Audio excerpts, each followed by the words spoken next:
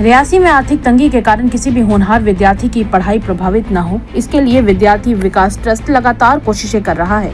इसी कड़ी में government boys higher secondary school में 61 जरूरतमंद विद्यार्थियों को 84,000 रुपए की आर्थिक सहायता चेक के माध्यम से वितरित कर दी गई। इस राशि से विद्यार्थी अपनी स्कूल फीस जमा तो कर ही सकेंगे और इसके साथ साथ पहले फीस जमा कर चुके विद्यार्थियों को राशि स्कूल की तरफ से वापस भी कर दी जाएगी। ट्रस्ट हर साल करीब 3 से 4 लाख रुपए जरूरतमंद विद्यार्थियों की शिक्षा पर हमेशा खर्च करता है। ट्रस्ट के संस्थापक योगराज मैंगी ने कहा कि संस्था का उद्देश्य विद्यार्थियों को शिक्षा के साथ आगे बढ़ने के रास्ते दिखाना भी है और अवसर देना भी है। उन्होंने 12वीं में 90% से ज्यादा मार्क्स हासिल करने वाले सभी विद्यार्थियों को प्रतियोगी परीक्षाओं की तैयारियों में मदद करने और सेना भर्ती के इच्छुक युवकों को साथ साथ में निशुल्क कोचिंग उपलब्ध करवाने की भी बात कही। इस मौके पर एडिशनल एसपी इफ्तिकार अहमद भी मौजूद रहे। रियासी से राहुल कुमार की रिपोर्ट। प्रोग्राम करवाते हुए कहीं मैं देखता हूँ ये कमल किशोर जी का, जो हमारे रियासी के शहीद हुए देश के लिए, जिन्होंने अपने प्राणों की आहुति दी, उनका स्मारक बनाते हुए कहीं मैं देखता हूँ कि स्कूलों में जाके आप जैसे नीडी जो बच्चे हैं, जो जिनकी ज़रूरियात है ज़िंदगी पूरी करने के लिए, उनको स्कूल बैग्स प्रोवाइड करवाते हैं। कहीं मैं देखता हूँ कि बच्चों को पढ़ने के लिए बुकलेट्स प्रोवाइड की जाती हैं।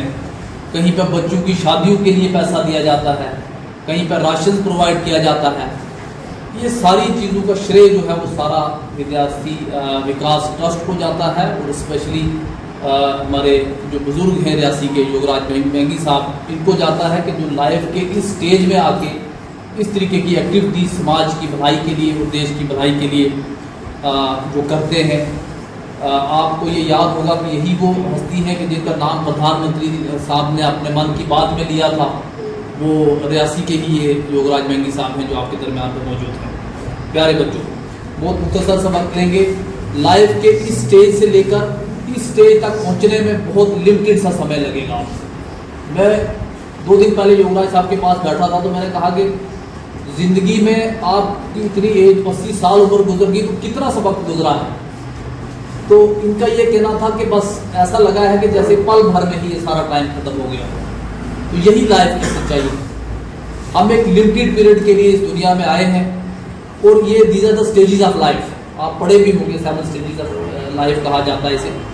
बहुत मुख्तसर सी बात करेंगे तो आपका चाइल्डहुड स्टेज, आपका स्कूलिंग का स्टेज, फिर ये वाला स्टेज और फिर वो वाला स्टेज। इस सब में गुजरने में आपको बहुत लिमिटेड सा समय लगेगा, बहुत कम समय लगेगा। आपको ये बात इस टाइम बड़ी अजीब लग रही होगी, लेकिन आप मेरी बात याद रखिएगा। थोड़े समय के बाद आपको ये लगेगा, ये बात आज की नोट करना, कि ये बिल्कुल सही बात है कि मुझे आज ये लगता है कि जैसे कल डेस्क हम भी बैठा करते थे, डेस्क पे हम भी स्कूल में पढ़ाई किया करते थे, हम भी आप लोगों की बच्चों की तरह यूनिफॉर्म में थे। आज आधे से ज़्यादा लाइफ का स्टेज जो है एवरेज लाइफ की अगर बात करें तो गुजर गई है। इस साल हमने एक स्कूल और बढ़ाया। पिछले साल हमारे 6 स्कूल थे, 3 हाई सेकेंडरी, 3 हाई स्कूल। इस साल एक हाई सेकेंडरी स्कूल हमने सलाल वाला लिया है। तो 2 स्कूल अब रह गए हैं जी हमारा। अब समझो 5वां स्कूल है जो पैसे दिए हैं। 2 एक हाई सेकेंडरी वो गर्ल्स रहता है, एक रहता है वो केवल डंगे वाला हाई स्कूल, वो भी हम दे देंगे। तो आज हम इस स्कूल में हाई सेकेंडरी स्कूल में आए थे। हमने 84,000 रुपये जो है हमने 61 बच्चे जो है 9 से लेकर 12 तक उनको ये अमाउंट जो है आज बांटी है।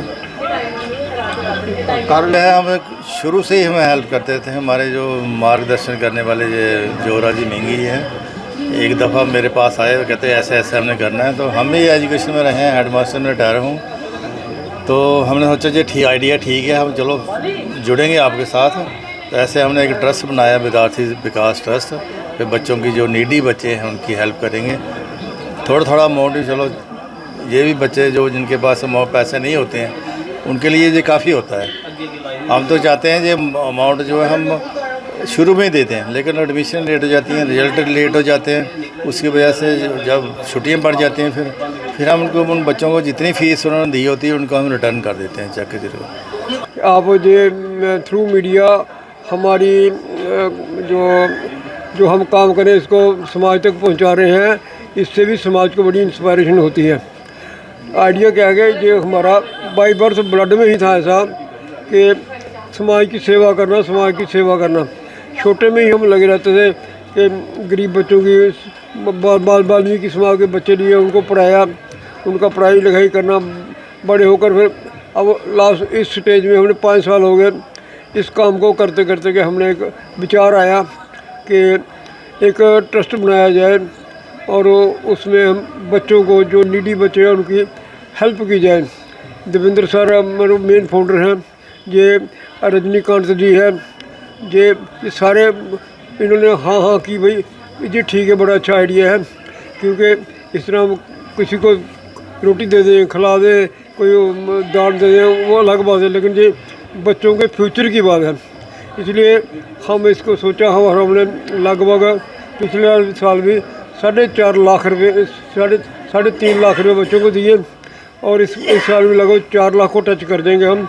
और ऐसा प्रयास रहा कि अब मैंने 12वीं के क्लास के बच्चों के बैठे हुए उनको कहा जो बच्चे 90 क्रॉस करेंगे और आर्मी में जाना चाहते हैं उनकी हम NDA की फ्री कोचिंग करवाएंगे।